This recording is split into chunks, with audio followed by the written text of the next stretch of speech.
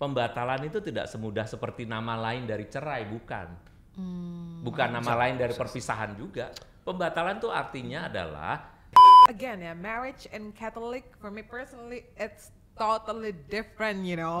Itu yang namanya dewasa untuk masuk dalam perkawinan. ya. Dan berapa banyak anak muda OMK kita masuk ke perkawinan tanpa punya Proses pengetahuan. seperti itu. Ya. Oh, discovery lah.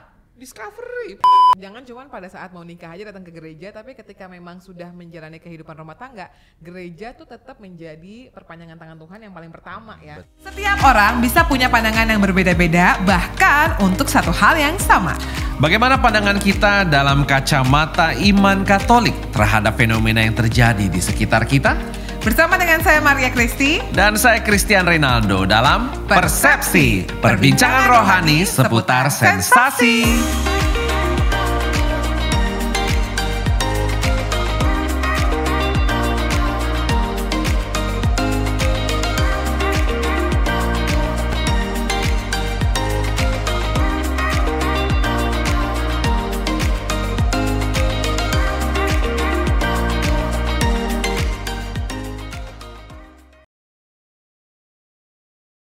Okay, sorry Christian. That was so powerful Romo, karena memang akhirnya ada banyak sekali mungkin listeners yang mendengarkan, oh ternyata maunya ini, ternyata begini. Apalagi dari sudut pandang gerejawi dan juga awam seperti Ibu Chun dan juga keluarganya as a counselor of marriage. So gini Romo, ini dari benar-benar kejadian di personal life saya, bukan saya tentunya karena saya belum menikah ya, tapi ada sahabat saya yang saya tahu persis. Nanti kita akan lanjut ke masa pacarannya, karena kayaknya kalau misalnya marriage itu tadi udah lumayan banyak, sudah 1 jam, nanti kita juga perlu untuk yang pre-marriage-nya. Bagian yang belum menikahnya. Sebelum menikah, ini saya ada 2 pasangan ya Romo, kebetulan sahabat-sahabat saya adalah keluarga Katolik yang mempunyai background keluarganya yang sungguh harmonis sampai dengan saat ini. Jadi mungkin pada saat masa pacaran, dia tidak bisa membedakan, oh kategori ini udah abusive ya ternyata. Menganggap bahwa ini sudah sewajarnya ketika saya melakukan kesalahan. Sampai akhirnya mereka ada 2 orang ini dari cewek-ceweknya ya, menikah di usia 21 dan juga 22, sebelum 22, which is masih sangat muda sekali, tapi pasangannya sudah cukup dewasa, sudah cukup baik. Yang satu adalah orang luar negeri, yang satu adalah orang Indonesia.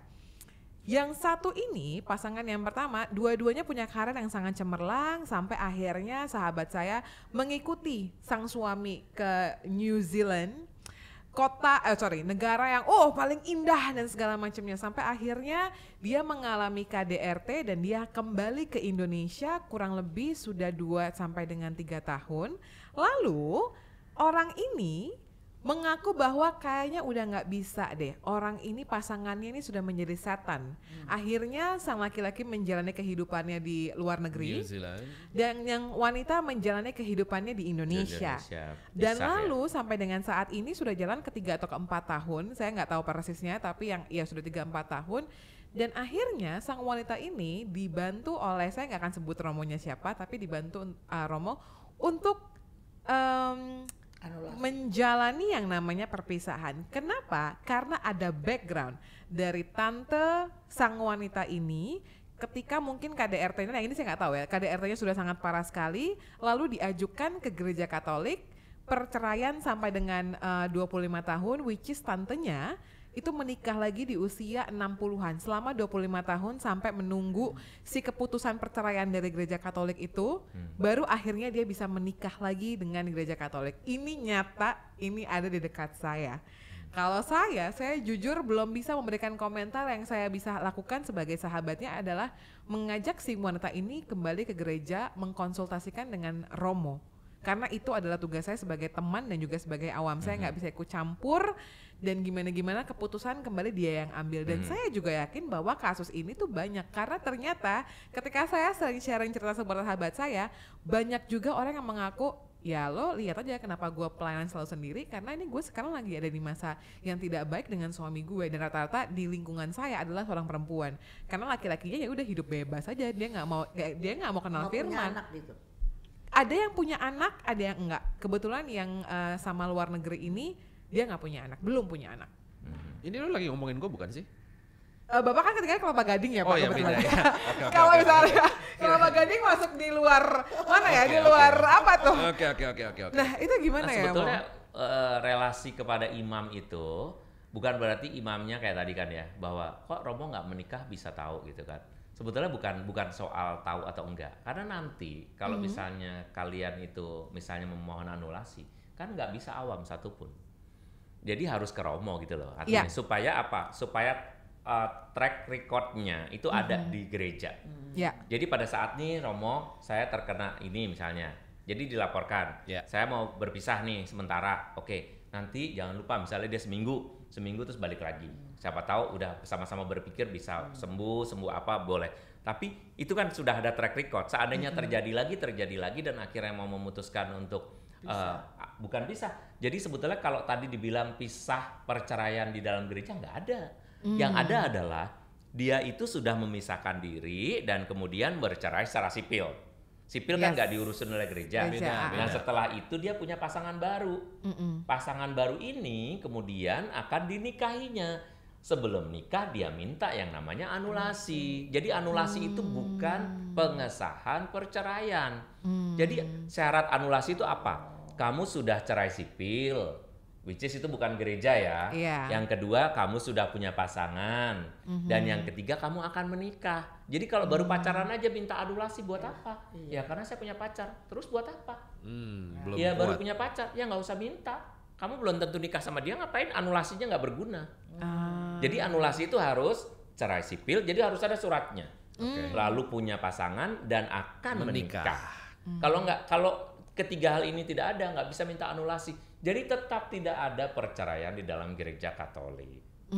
Jadi yang disebut anulasi itu harus memenuhi 3 kriteria itu. Makanya harus lapor itu bukan berarti bahwa si romonya lebih pintar karena romonya meskipun romonya nggak ngalamin, tetapi track record apapun keputusan itu adanya di Bapak Uskup. Lebih Bapak Uskup lagi ketemu siapa? Ya kan? Bapak Uskup bertemu dengan banyak kasus. Seperti saya juga ketemu dengan banyak kasus.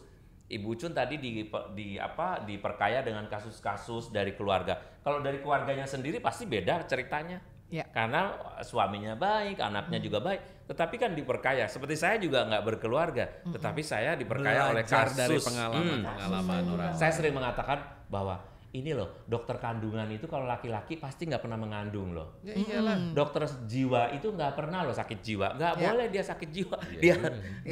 Jadi kenapa kita ke Romo? Ya karena satu pengetahuan, karena saya sekolahnya memang di konseling ya, saya ngambil masternya bidang konseling juga. Dan yang kedua, karena memang saya bertemu dengan umat yang datang. Karena saya ini seperti kayak pagar pertama kalau masuk gereja. Karena kalau baru di saya berarti belum anulasi, belum minta perceraian atau apa. Kalau udah bercerai dan minta anulasi, datangnya bukan ke saya. Sub kedua yaitu ke Romo Purbo. Begitu ya. Jadi kasus saya itu masih di gerbang pertama lah, circle yang masih di permukaan. Kalau bisa diberesin, saya akan bilang, you harus balik. Karena menurut perkawinan kita Katolik itu bukan perkawinan yang kalau nggak cocok pulangin, nggak ada pembatalan. Tetapi kalau sudah sampai ke situ berarti kita harus mencari di awal pernikahan atau sebelum nikah harus ada kayak case, ada kasus. Jadi tidak bisa kita mengambil kasus itu dari sesudah nikah. Anulasi itu alasan pembatalannya adalah kasus sebelum nikah. Wow. Jadi bunyinya tuh sebelum nikah udah gini, ternyata dia udah punya pasangan, udah pernah nikah, ternyata punya riwayat skizofren, dia misalnya gitu ya, atau punya riwayat sakit jiwa gitu, karena ternyata dia juga sudah pernah nikah siri atau apa yang lain, itu boleh. Tetapi kalau kejadian sesudah nikah dan itu bisa kejadian sesudahnya seperti perselingkuhan, tidak bisa bercerai, karena itu termasuk dalam yang tadi dibilang duka. Dalam suka dan duka, dalam sehat dan sakit, untung dan malang. Jadi misalnya diketahui begitu baru kemudian diambil dari sebelum nikahnya tuh ada kasus apa. Tidak semudah pembatalan itu, tidak semudah seperti nama lain dari cerai, bukan. Bukan nama lain dari perpisahan juga. Pembatalan tuh artinya adalah dibatalkan janji nikahnya. Kenapa janji nikah dibatalkan? Karena sebelum nikah, bunyinya gitu. Sebelum nikah itu ada sesuatu yang seharusnya membatalkan, nggak boleh nih orang nikah gitu. Makanya di pengumuman gereja juga bilang ya bahwa kalau ada seorang yang mengetahui, apabila Anda mengetahui halangan pernikahan. Nah, itu kadang kan orang nggak ngomong. Karena itu dia again ya, marriage and Catholic for me personally it's totally different, you know. Beneran harus. Kita tuh menjamin banget soalnya. Katolik dan gereja Katolik menempatkan pernikahan tuh benar-benar sesuatu yang sakral banget. Sakramen pernikahan. Makanya again ya mungkin ya banyak anak muda yang kadang-kadang suka. Saya makanya menyarankan ya kalau saya nih sarannya jadi supaya karena kita waktunya udah nggak terlalu banyak lagi, kalau belum nikah maka ikutlah kayak Discovery. Pas pacaran Discovery. Nah, pas pacaran tuh Discovery supaya kita tahu sebetulnya dia tuh harapannya mau apa, nggak mau tinggal sama mertua. Yang tadi jangan pelukan sama ciuman doang, Discovery. Nah kayak gitu. Terus yang kedua, selama masa pacaran, you tuh harus mengembangkan kelima indera, bahkan indera keenam. Jadi kalau kita ngeliat gejala-gejala nih orang, aku mau makan apa ya? Ini aja. Kalau makan ini, enggak udah makan ini aja. Nah itu tanda dominasi misalnya. Kalau terus menerus, kalau sekali, 2 kali, 10 kali oke lah. Ya. Atau 7 kali 7, 49. Tapi yang ke-50, dia masih begitu, bakalan seumur hidup saya sama orang ini pasti akan didominasi. Mau nggak lanjut? Mau nggak? Sanggup nggak? Nah misalnya, ya seperti itu ya, kembangkan supaya jangan sampai perkawinan kita nggak selamat. Kita harus menyelamatkan perkawinan jauh sebelum perkawinan dimulai. Itu yang namanya dewasa untuk masuk dalam perkawinan. Dan berapa banyak anak muda OMK kita masuk ke perkawinan tanpa punya proses seperti itu. Discovery lah. Discovery itu kan itu udah berjalan. Discovery itu sebetulnya sudah berjalan 27 tahun. Tapi kami menanganinya baru 12 tahun ini. Tapi jarang kedengeran Discovery. Iya, aku juga. Saya dengernya KPP zaman dulu. Oh no. Discovery itu bukan MRT. Iya, jadi kalau KPP menjadi MRT. Kalau Discovery dari dulu namanya Discovery gitu. Satu tahap itu kayak apa sih? Discovery itu pengenalan. Jadi kayak weekend untuk para pacaran. Oh oke. Berapa lama tuh Mami Chun? Satu weekend, Jumat, Sabtu, Minggu. Oh 1 weekend aja atau mungkin ada berapa weekend? Oh 1 weekend. Ada banyak waktu pacaran kita nggak berani nanya ke nama pacar kita. Nah itu kalau di Discovery justru pertanyaannya yang begitu-begitu. Discovery itu pertanyaan nanti sesudah nikah kamu mau apa gitu, sehingga nanti kita bisa putuskan tuh dalam Discovery mau lanjut apa enggak. Bahkan bisa jadi bubar karena setelah di Discover I discovered that I am not meant to be with you. Emang ada. Karena itu ditanya Discovery itu ada mulai dari cinta sejati, siapakah aku, lalu harapan-harapan yang paling banyak ya, lalu komunikasi dan sexuality. Jadi alurnya gitu ya, listeners. So pastikan bahwa kalau memang sebelum menikah, ini kita ngomongin KDRT kan, sebelum itu semua terjadi, pastikan dulu benar-benar sebelum menikah dewasalah dan bersiaplah, ya kan. Semua program-programnya udah ada. Contoh misalnya Komisi Kerasulan Keluarga di KAJ udah bikin seperti itu, ya tinggal cari, ya kan, udah ada. Nanti kalau memang sudah siap, oke nih ya, ready. Ternyata setelah janji itu diucapkan, kemudian terjadi something. Nah, tadi kita udah ngobrol juga. Kalau sebagai seorang yang melihat, coba tanya dulu. Kita bantu seperti itu, arahnya kemana. Tapi kalau memang itu, datang ke Romo. Karena Romo-Romo walaupun beda ya nanti pemikiran dan jawabannya, itu tetap mereka punya panduannya.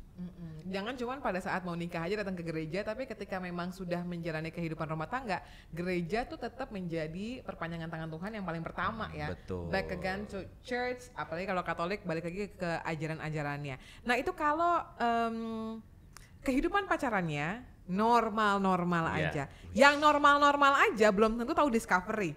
MRT aja, puji Tuhan banget ya, MRT sekarang tuh online jadi nggak sering-sering ketemu romonya. That's the reality. That's the reality. Oke gitu. Itu kenyataan. Harus diomongin. Mungkin kalau Bapak kan sudah melewati. Kalau saya yang masih di early 20 itu adalah omongan teman-teman saya. Jadi itu reality. Oke. Puji Tuhan banget nih kalau misalnya pandemi cuma bentar doang, cuma di laptop doang, nggak mendalam, nggak kayak yang sebelum. Pokoknya banyak orang yang bersyukur bahwa MRT-nya tuh bukan online. Beberapa mungkin pasangan bersyukur online jadi nggak begitu ini. Ada juga yang sebenarnya banyak kalau yang ini ya. Ketika pacaran mereka mungkin tidak sejalan dengan ajaran gereja Katolik, sudah ada ketergantungan. Kalau misalnya anak sekarang bilangnya ini Mami Chun, Buffalo Gathering. Apa? kumpul kebo. Oh, Bercandaannya membawa gathering hidup bersama gitu. ya. Hidup bersama sebelum itu dan sudah ada keterikatan yang kayaknya aduh udah deh kartu as gue tuh udah di dia. Jadi mau nggak mau gue harus nikah sama dia. Itu lagi-lagi kan pastinya. Ya kan Mam, akhirnya udah deh merem, pokoknya yang paling penting adalah gue menikah dulu. Nanti menikah gue babak belur kayak apa. Yang penting tujuan gue sekarang ini adalah menikah dulu karena ya banyak berbagai macam alasan. Udah ya mungkin sudah hamil, udah nggak bisa lagi pisah. Atau kartu as gue tuh udah di dia. Jadi nggak bisa nih gue pisah-pisah, mau Discovery kayak mau MRT kayak pokoknya, nah udah itu pokoknya sama dia gitu kan. So apa yang mungkin tindakan nyata yang bisa Romo berikan kepada pasangan-pasangan listeners yang ada di posisi itu dan memang benar-benar baru mau melangkah? Menikah dan tidak menikah atau belum menikah itu beda banget, beda dunia. Yang sama barangkali aktivitas fisiknya, ya kan, yang sama, tetapi rohnya beda. Tuhan sudah menyatukan orang, itu beda dengan waktu pacaran. Pacaran sama, maaf ya, kalau mungkin tadi karena ceritanya adalah bahwa kita tuh bisa melakukan hubungan seksual nih meskipun masih pacaran. Kita bisa nyoba, kita bisa makan bareng, sama kok hidup bersama, kita bisa seperti suami istri. Tapi coba deh, tanya sama suami istri yang sudah sah. Mereka boleh memutuskan untuk apa? Karena secara hukum mereka sudah dipersatukan. Apapun yang mereka buat, hartanya akan dibagi 2. Nanti anak juga ada, ya kan? Anda bertanggung jawab tuh secara hukum karena perkawinan itu adalah sebuah institusi ya. Institusi itu sesuatu yang legal secara hukum dan itu beda. Apalagi bukan hanya institusi, ini adalah sakramen, cara Tuhan Yesus menampilkan dirinya. Maka kamu mewakili, kalau masih hidup bersama malah justru menampilkan buffalo-nya kan. Beda kan. Kalau masih hidup bersama itu berarti yang ditampilkan kebo. Tapi kalau sudah menikah kamu menampilkan Tuhan Yesus. Jauh banget. Beda. Maka dan yang rohnya beda. Maka itu dan efek hukumnya itu beda. Oleh sebab itu di dalam gereja Katolik negara kita ini negara hukum yang melindungi perkawinan. Jadi caranya melindungi adalah kamu nikah dulu agama dan kalau agamamu menyetujui baru nikah secara sipil. Kan gitu kan? Betul. Bukan sipil dulu kalau kayak di Singapura, sipil dulu agama Baru terserah. agama. Kalau sini nggak bisa. Agama sah dulu baru sipil cuma nyatet. Nah, maka kalau sipilnya nggak mau nyatet karena apa? Karena agamanya nggak jelas. You mungkin bisa nikah sipil tapi mungkin nggak di sini. Ada tuh. Oke. Gitu. Jadi sebetulnya yang harus ditetapkan adalah kamu harus yakin, harus bijaksana, dewasa ketika memasuki dunia pernikahan. Supaya apa? Memasukinya itu sudah dengan pengetahuan yang luas dan sudah dengan pengetahuan yang memadai tentang siapa orang yang kamu nikahi dan kamu putuskan untuk hidup sampai mati ini. Itu aja juga bisa salah. Bisa meleset. Apalagi kalau kamu nggak melibatkan Tuhan, mau hidup bersama terus, tetapi nggak mau terikat, ya itu berbuat dosa terus. Yang rugi diri. Ya kebanyakan yang rugi ya pasti yang pihak perempuan lah. Ente kadang-kadang ente ya. Iya. Gue tahu juga. Tagline sekarang ya bangga deh gue sama lo. Ente kadang-kadang ente. Oke, nah sekarang mungkin juga kita mau ngobrol lagi Mami Chun dan juga Romo.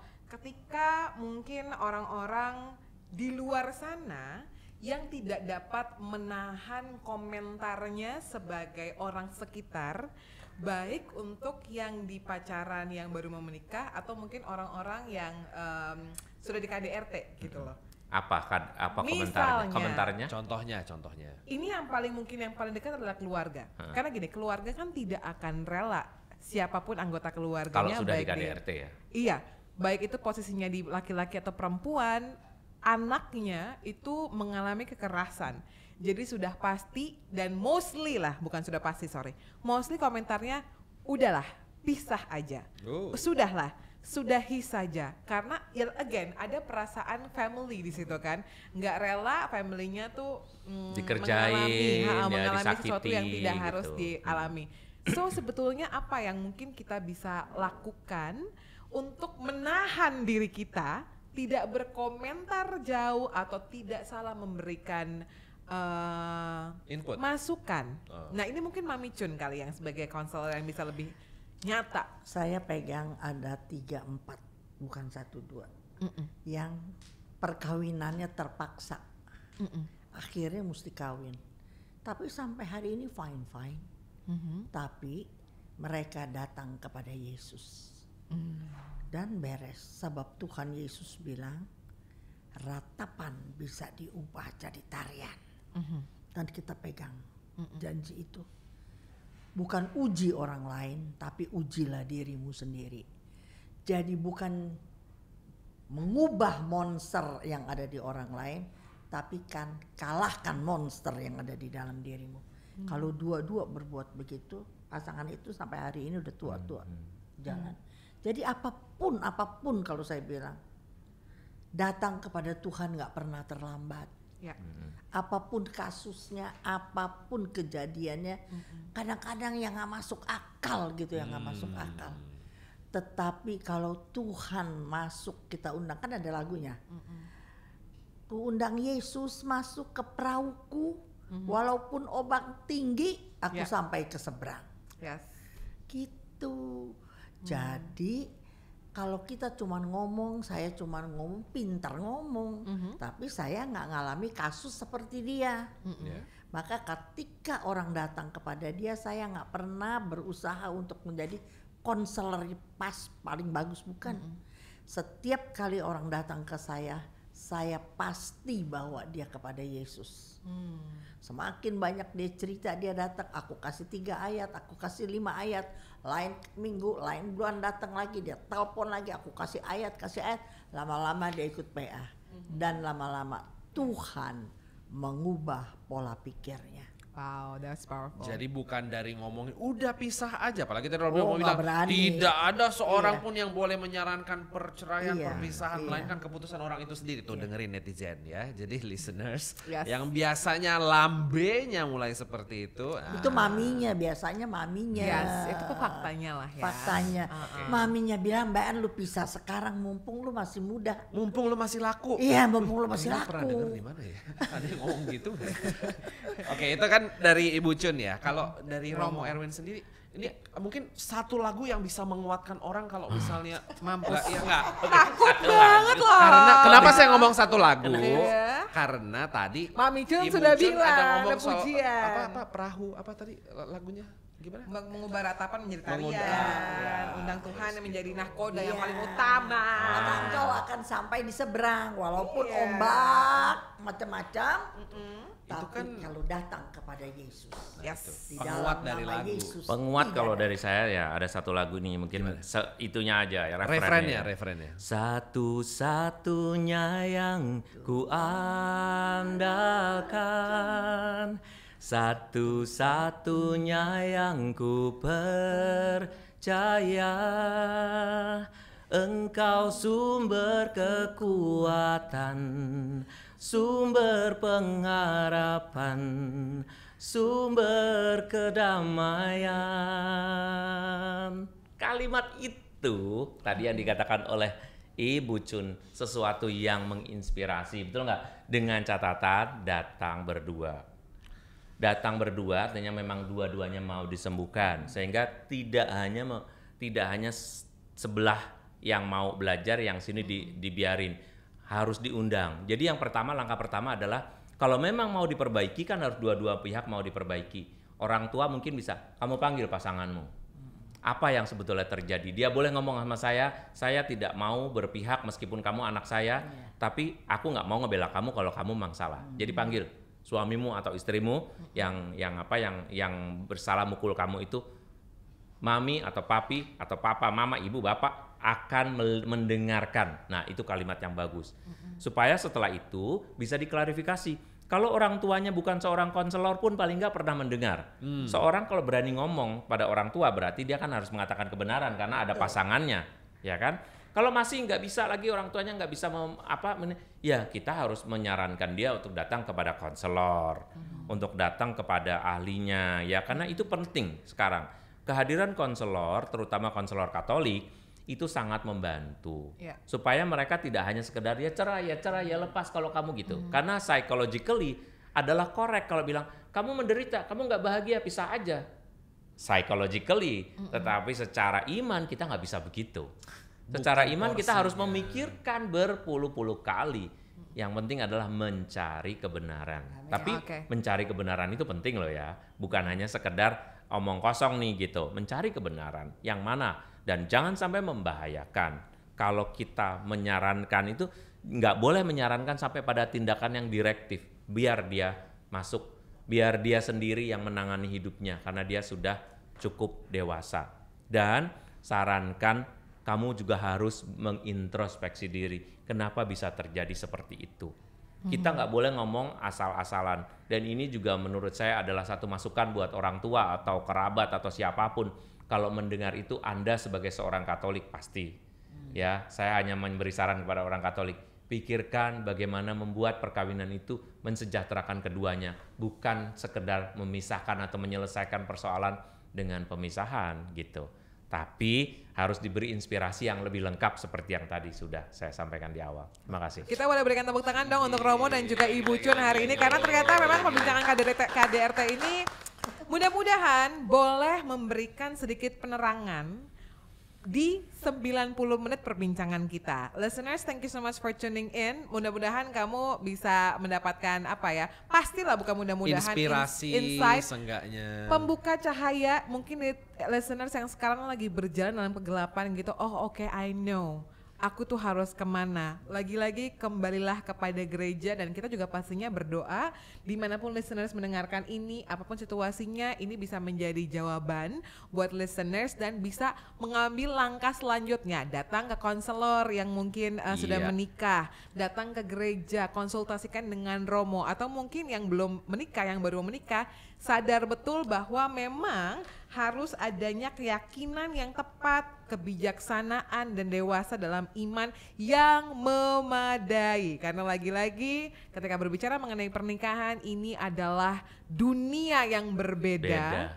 Dan ketika berbicara mengenai pernikahan dalam gereja Katolik, Tuhan mempunyai kuasa yang luar biasa dalam pernikahan tersebut. Tuhan hadir sehingga kita yang ingin menjadi citra Tuhan dalam pernikahan juga harus punya persiapan yang sangat amat memadai. And makanya again, jangan tanya rekan sebaya.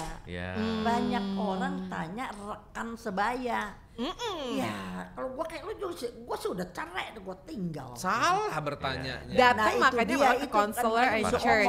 Jangan tanya sama orang yang sebaya yang belum punya pengalaman. Yes, jadi makanya itu ya. Iya. Again, langkah setelah mendengarkan podcast ini, dan kalau misalnya listeners juga merasa, oh I know podcast ini atau tayangan ini akan bermanfaat buat teman aku, silahkan freely share ke siapapun, dan aku juga yakin bahwa tidak ada bagikan atau sharing yang kembali dengan sia-sia. Jadi please, misalnya ada potongan-potongan dari podcast ini yang memberkati atau ini ngena banget atau orang ini harus dengar, followers aku harus dengar, jangan lupa untuk di-share aja dan tag dan berikan komentar kamu, sehingga again, apa yang kita dapatkan hari ini gak cuman berhenti di kita, bisa sampai menjadi perpanjangan tangan Tuhan untuk orang-orang yang membutuhkan. Dan ingatlah kamu tidak sendiri. Karena yang mungkin lagi mendengarkan ini lagi galau-galaunya, lagi bingung-bingungnya, jangan merasa kamu sendirian. Ingat Betul ya. sekali. Dan juga pastinya di penghujung podcast ini kita juga mau ngucapin thank you banget, selain untuk listeners tapi juga untuk orang-orang yang membantu adanya podcast Persepsi. Ada siapa aja, Chris? Betul. Ya, pertama saya ingin mengucapkan terima kasih atas baju saya yang bagus banget ini. Tapi curang ya, kok cuma kenapa? Chris doang ya yang pakai batik Parang Kencana? Soalnya di belakang saya Parang Kencananya di sini. Oh iya. Kalau Parang Kencananya di sini baru nanti kamu yang pakai. Oh gitu ya. Nanti kita Jadi tukeran jadi tempat duduk. punya aku Iya. tuh dipakai buat Soalnya dia display. nggak tahu, dia pikir dia sendirian, dia nggak tahu kita berempat. Jadi Tuh. bilang sama Parang Kencana, saya tidak maju sendirian. Tapi Tolong berempat. timnya, Kami tolong berempat. timnya. Ya minimal hostnya lah biar kompak ya. Hostnya coba sendiri nih di sini. Terima kasih Parang Kencana, batiknya bagus banget. Thank you loh Parang Oke, Kencana. oke. Terus juga Lalu, terima kasih buat JT Pratama Tour and Travel. terima kasih juga untuk Increasing. Dan pastinya podcast ini merupakan media ministry dari BPK PKK KAJ. Keren banget. Semoga bisa memberkati, menginspirasi dan menolong lebih banyak orang Amin. di luar sana. Amin. Dan kalau misalnya listeners merupakan orang yang terberkati dengan podcast ini, jangan lupa misalnya aduh saya terberkati banget nih dan saya ingin memberkati orang lewat apa yang kamu bisa juga bisa langsung hubungi dari tim Persepsi Podcast aja dan tanyakan availability, mungkin sponsorship atau mungkin tim atau mungkin voluntary yang bisa berkarya dan juga memberkati banyak orang lewat tim dari Persepsi Podcast. So Romo, Bucun, once again thank you so much. Mudah-mudahan ada kesempatan lainnya buat kita berjumpa lagi membahas isu-isu yang benar-benar dengan sensasi tapi dari gereja Katolik yang pastinya memberkati banyak orang. Kita berdoa bersama-sama buat Mami Chun dan juga Romo sehingga kiranya Tuhan selalu memberkati pelayanan Bucun dan juga Romo ini dengan sangat luar biasa. Dan terakhir mungkin ini perlu ada pengumuman Renakel. Oke, ini aku pernah ikutan retret total keluarga. Ini juga merupakan, kamu udah pernah belum? Belum. Tahun ini ya, tolong, saya dulu udah jadi MC udah berkali-kali dari nakal, beneran deh. Retret total keluarga. Ya mudah-mudahan kamu mendengarkannya di saat yang tepat ya. Kalaupun nggak tepat, nanti tahun depan tuh pasti ada lagi. Merupakan sebuah retret Natal keluarga yang diadakan di hari Natal 24 sampai dengan 26 Desember tahun ini, di tahun 2022, di mana ini beneran deh menjadi tempat yang sungguh luar biasa jika kamu ingin menghabiskan Natal kamu bersama dengan keluarga. Karena nanti ada kelas anak-anaknya, ada kelas remajanya, ada kelas buat orang tuanya. Jadi benar-benar kekeluargaan, kehangatannya tuh benar-benar bisa. Jadi nanti silakan langsung aja, info lebih lengkapnya ada di sosial media juga ya, di Retret Natal Keluarga atau silakan googling aja, pasti ada untuk kontak personnya. Dan sekarang kita mau tutup dulu dengan doa. Mungkin Romo, kita mau doain baik pasangan-pasangan yang baru mau menikah ataupun pasangan-pasangan yang saat ini sedang di dalam kemelut. Yes, silakan Romo. Dalam nama Bapa dan Putra dan Roh Kudus. Amin. Amin. Tuhan Yesus, Engkau telah menginspirasi kami melalui gerejamu, melalui pembicaraan kami, melalui pengalaman yang baik dari para pasutri dan juga dari pengalaman kami masing-masing. Tuhan, Engkau mengerti pengalaman hidup keluarga kami. Kesulitan-kesulitan, perjuangan, dan juga terutama adalah sukacita kami dalam berkeluarga. Amin. Berkati setiap keluarga dengan sukacita dan keberanian untuk terus menghadapi hidup dengan tangguh dan penuh iman. Amin. Bahwa Engkau selalu bersama-sama dengan kami. Berkati mereka juga yang masih berjuang untuk mempertahankan hidup perkawinan yang baik. Amin. Semoga Engkau tetap dengan kuasa cinta kasih-Mu membenahi dan memberkati serta memulihkan kehidupan keluarga-keluarga ini. Kami percaya podcast kami ini juga berguna bagi mereka yang belum mengenal-Mu dan mengenal peraturan-peraturan gereja-Mu. Kami percaya semua ini juga akan menolong mereka yang sedang kebingungan dan Engkau sendirilah andalan kami. Semoga setiap doa yang mereka ucapkan Engkau dengarkan dan Engkau kabulkan seturut kehendak baik-Mu. Amin. Demi Kristus, Tuhan dan pengantara kami. Amin. Dalam nama Bapa dan Putra dan Roh Kudus. Amin. Amin. Saya berjumpa lagi di episode Persepsi berikutnya. Bye, God bless.